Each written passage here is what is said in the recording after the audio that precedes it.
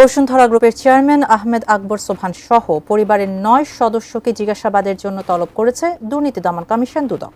এদিকে তদবির বাণিজ্যের অভিযোগে স্বাস্থ্য উপদেষ্টার সাবেক দুই ব্যক্তিগত কর্মকর্তা তলবে হাজির না হয়ে আত্মপক্ষ সমর্থনের সুযোগ হারিয়েছে বলে জানিয়েছে সংস্থাটি। তাওহিদ সৌরভ জানাচ্ছেন বিস্তারিত।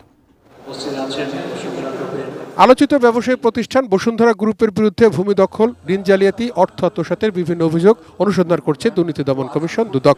ইতিমধ্যেই এই গ্রুপের চেয়ারম্যান সহ পরিবারের বেশ কয়েকজনের শেয়ার অ্যাকাউন্ট, বিদেশি সম্পদ জব্দ ও নাগরিকত্ব গ্রহণের বিষয়ে বিভিন্ন পদক্ষেপ গ্রহণ করেছে দুদক। তারই ধারাবাহিকতায় এবার গ্রুপের চেয়ারম্যান আহমেদ আকবর সোবহান, এমডি সাইম সোবহান আনভীর সহ পরিবারের ৯ সদস্যকে আগামী ২৫ ও ২৬ মে তলব করে চিঠি দিয়েছে সংস্থাটি।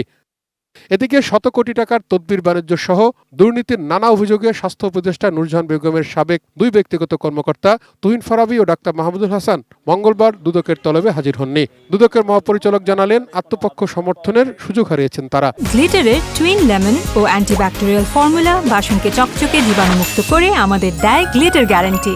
এটা তাদের আত্মপক্ষ সমর্থনের জন্য তাদেরকে সুযোগ দেওয়া হয়েছে। তাদের অনুপস্থিতির কারণে আমাদের অনুসন্ধান কাজ থেমে থাকবে না। অনুসন্ধান কাজ দুর্নীতি দমন কমিশন আইন ও বিধিমালা অনুযায়ী চলমান থাকবে। নিয়ম অনুযায়ী তারা আমাদের যে টিম কাজ করছে তারা প্রতিবেদন দাখিল করবে। সে অনুযায়ী প্রতিবেদনের আলোকে তাদের বিরুদ্ধে ব্যবস্থা নেওয়া হবে। এদিন ২,৬৩,০০,০০০ টাকার অবৈধ সম্পদ অর্জনের অভিযোগে চট্টগ্রাম পাসপোর্ট অফিসের পরিচালক সাইদুল ইসলাম ও তার স্ত্রীর বিরুদ্ধে মামলা করেছে দুদক।